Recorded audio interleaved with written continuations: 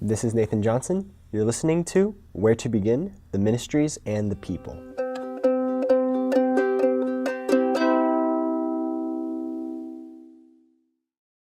The college campus is a grand place of learning. It is a flurry of ideas and thoughts, theories and experiences, communities and parties. Students across the campuses gather to learn to become doctors and scientists, engineers and artists.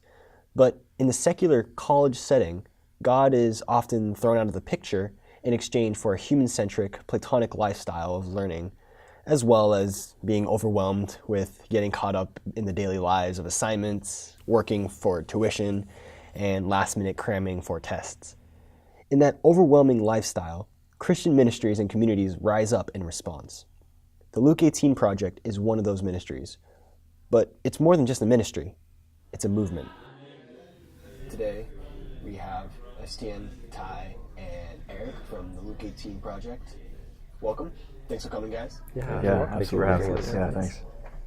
So, can you guys maybe give a description of what Luke18 is all about?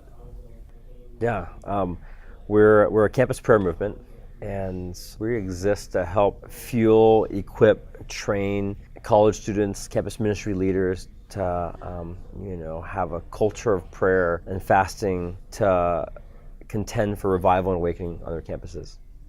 Is there any significance to why it's the Luke18 Project rather than Luke18 or Luke18 Ministries? Or when you look at the passage of Luke 18, 1-8, it's the parable of the widow and the unjust judge. If the widow can get justice from this judge who is not righteous, how much more will the Father give justice? Jesus starts out by saying, don't lose heart, pray without ceasing. And then he ends the parable by saying, will not God give justice to the elect who cry out day and night?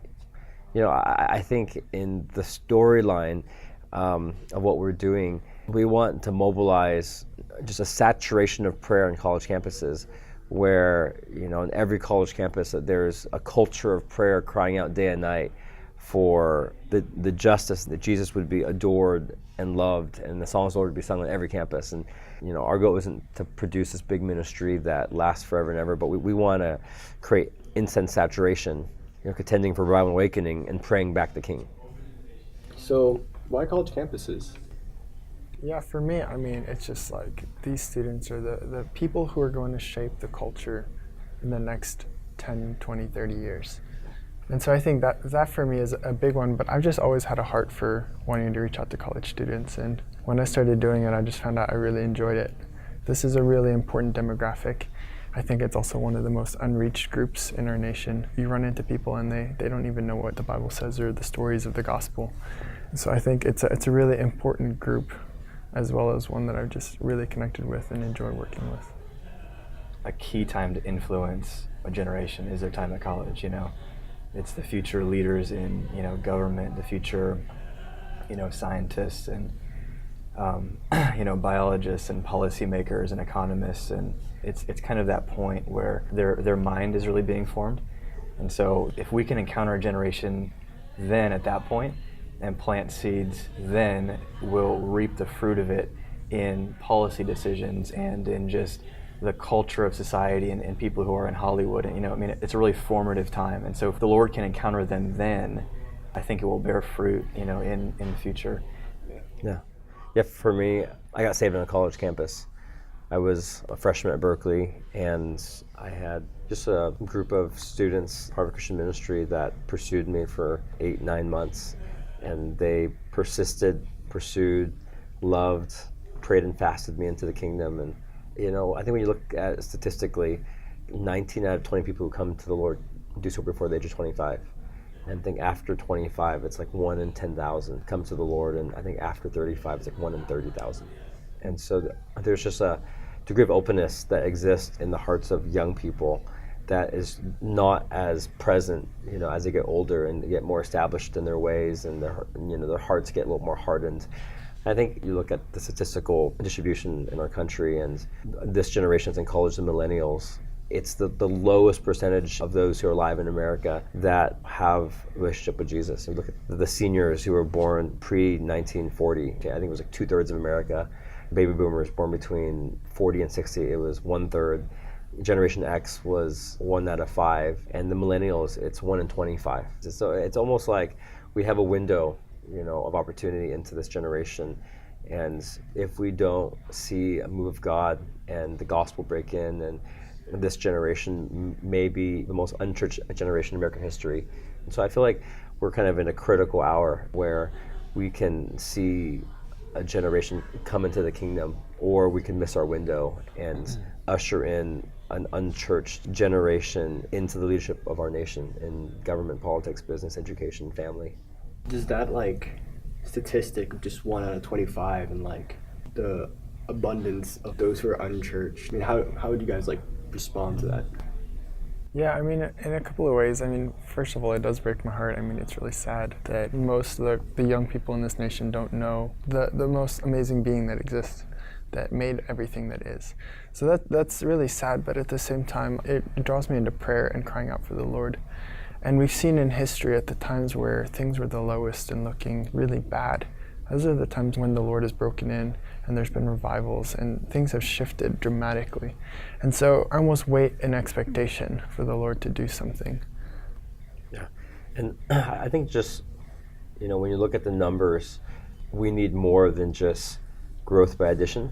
I so appreciate just the work of evangelism and the work of discipleship. I mean, it's so needed and so valuable, but I think we need more than just business as usual. I don't think addition by ones is really enough. In the urgency of the hour, we need a movement of God that does something that is not even just multiplication, that's exponential. I mean, in the Great Awakenings, there were classes that came in, to Harvard, Yale, and Princeton, where the majority were unbelieving, and by the time they graduated, almost no one was unbelieving. Yeah. It's the testimony of the 1700s and the mid-1800s where, a whole generation got swept into the kingdom. And so we're just believing that if God did it in the 1700s, the 1800s, and the 1900s with the Jesus movement, why not now in our hour of crisis in America? Yeah, amen. So it's more of just stoking that fire more than just trying to ignite another one, in a sense. Yeah. Mm-hmm. We have students that come with a yes in their heart for what the Lord wants to do in their own life, but how He can use a young leader on a campus to be a catalyst for a movement of prayer unto revival and awakening. And I think it's 2 Chronicles 16. The eyes of the Lord are searching to and fro, searching for one whose heart is fully His.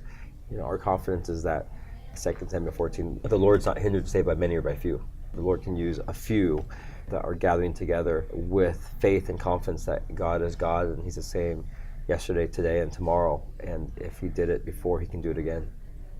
Yeah. I mean, just you think about throughout history, those stories are all throughout the Bible, of Saul made some poor choices, but the Lord called him, anointed him, and he's hiding in the equipment, and Gideon and David, just different ones who did not feel qualified, they did not have confidence in their own ability, but the Lord, He can come upon a person's life and anoint them and use them in a powerful way. I've seen it even within our context where there might be an individual whose personality is, maybe not very charismatic and not the one you typically think of as a leader. And the Lord picks that one. I would have maybe put, him or her just in my natural thinking at the bottom of the list of likely candidates to be a fiery believer on a campus, but the Lord encounters them and they actually turn out to be the one that, goes back and is a catalyst for prayer, and the Lord is using just to stir prayer just for revival on campus. Mm-hmm. So He's done that kind of thing so many times in the past, and the Lord can move in any way He chooses. So I take it you guys have a lot of great moments in Luke 18, just finding those people and just equipping them to go back to their colleges. Yeah, I'm honestly continually surprised at how the Lord shows up in certain contexts. Our, if we're honest, weak efforts to create kind of a runway for the Lord to land. And I think one of our most powerful gatherings, we've only done it for a couple of years, but Campus Awakening, January 1st and 2nd, there's just a presence of the Lord in those meetings. And I know our staff, and I love our staff, but we're just regular people. We're people have different callings and gifts and, abilities, but we're just like as normal as they get. But the Lord has showed up in that meeting. And of course, there are many examples, but that one in particular, just highlighting that.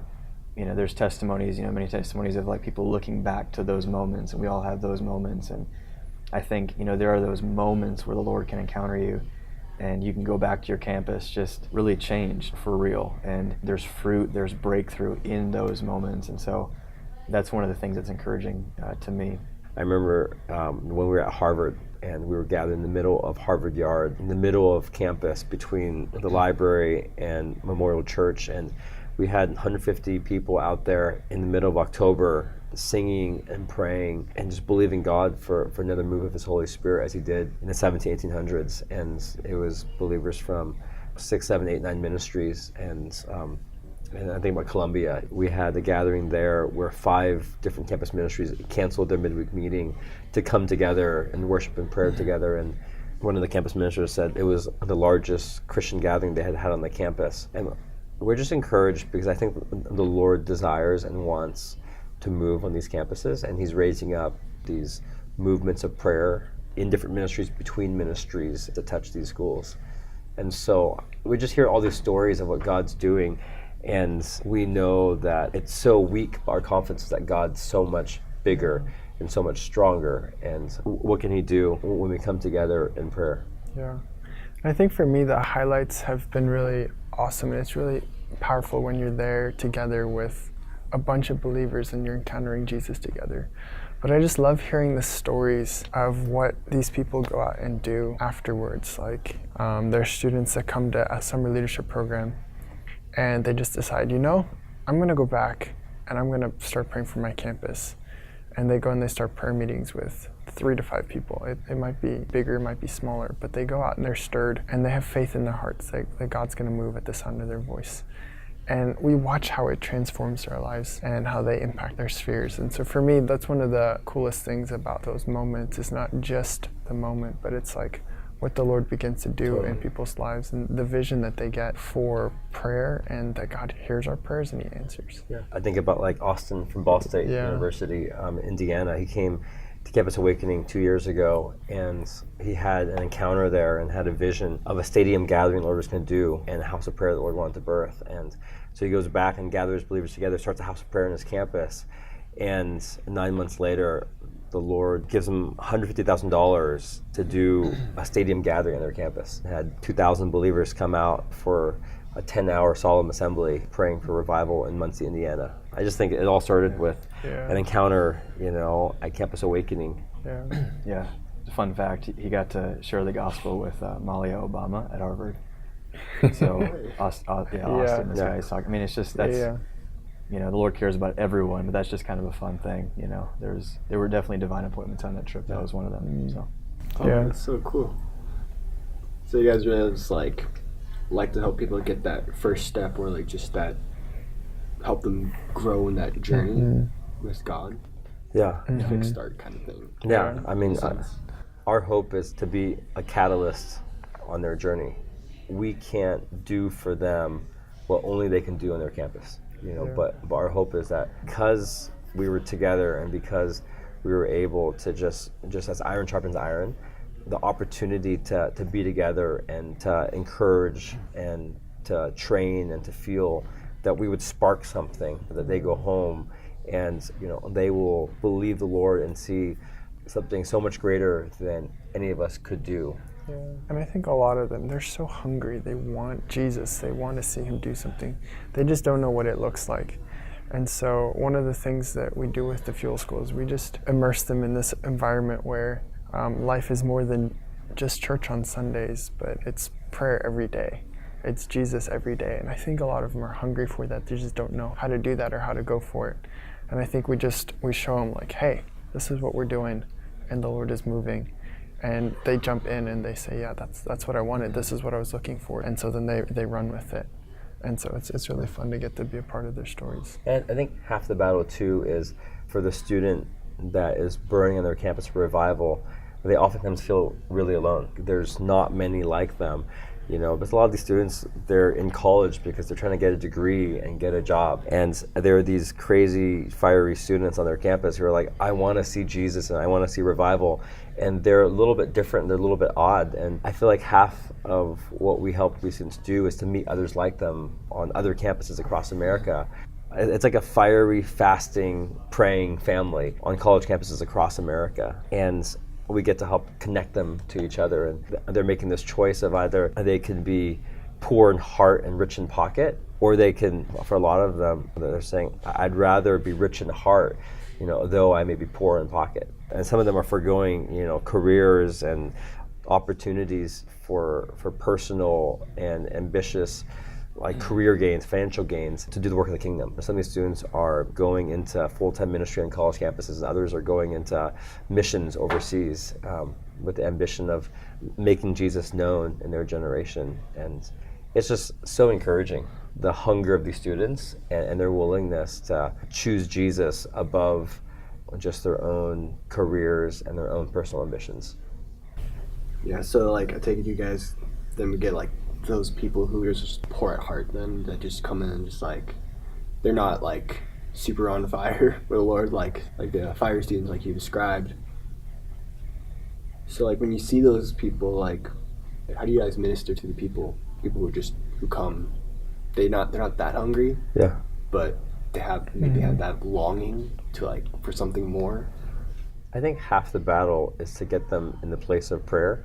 One of the greatest discipleship tools we have is to get them before the Lord in their weakness, to lift their eyes to where their help comes from. I think the revelation of their spiritual poverty, of just the fact that they need Jesus, when they taste a little bit of the goodness of God and just their lack of Him in their life, it whets an appetite. And our goal is to help cultivate hunger. And some of it is just who they're around. When you're around other believers who are hungry, it provokes you. You either are challenged by it and provoked to go after the Lord more, or you reject the ones who are hungry and say they're too weird, too radical, whatever, But more often than not, if there's a little bit of a hunger, a little bit of a longing, when you get these willing ones together with other fiery ones, it raises the water level. So I would assume get involved what you guys do is that across the nation, just in their own college settings. It's as simple as really gathering, 2-3 believers together and committing to do a regular, consistent prayer meeting, contending for revival and awakening. It's really not complicated. It's just not always easy. But that's kind of the start. Is you just choose to have a consistent, regular, contending context of prayer, and to build a community of prayer around it. Is those who are coming regularly and praying together to have intentional community around it. And the goal is that community would produce a culture of prayer within their sphere of influence, within their campus. We would love to be able to connect with them, here in Kansas City. They come out for one thing, or come out for Campus Awakenings, Senior McFeel School, for summer leadership program, or we're able to engage with them around the Collegiate Day of Prayer, or the Collegiate Jesus Fast, kind of other opportunities to engage together. We really want to see every college campus have a reality of contending prayer for revival and awakening, whether it's 2-3 students or 200 or 300 students. We're not necessarily looking to start Luke 18 everywhere we go, but we're looking to spark people to pray and be connected with them. And it's a family ordeal, and so we like to be connected with them relationally. So obviously if they can come here, or we can meet them somewhere, just get connected with them and encourage them and strengthen them with what they're doing, or with what the Lord is doing on their campus. For me, that's a win. I think our ambition, our goal is not that everyone knows who Luke18 is and that we're famous and popular and big, but if no one knows who we are, and all we did was encourage a few hundred students, who went back to their campuses, to be a spark for ongoing, sustainable, contending prayer, where they're building fiery, fasting families across America, we would win. And so we're grateful for what the Lord is doing on campuses, and we just want to help sow into just that movement, just the work of God in the place of prayer here as we pray and as we help support students who are praying there. Well, thanks, guys. Thanks for coming. Yeah. Glad Yeah, you guys absolutely. could make it. Thank Yeah, you, thanks, Nathan. Nathan. Yeah, thanks. Yeah, Cool. blessings to you. To learn more about the Luke18 Project and what they do, you can go to Luke18project.com. This is Where to Begin. I'm Nathan Johnson. Thank you for listening.